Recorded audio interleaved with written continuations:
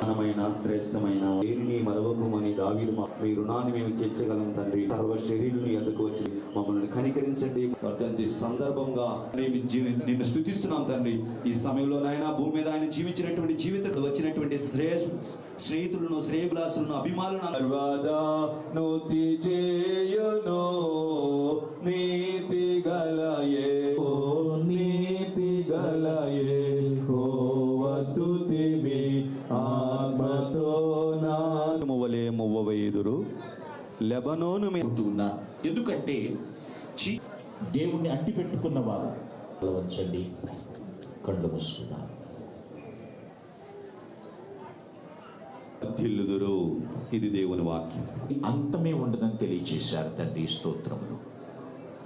లేఖన భాగంలో నుంచి మాట్లాడిన మాట, నేను ప్రారంభించి ప్రవేశపెట్టిన పథకములు ఎలా జరుగుతున్నాయి అని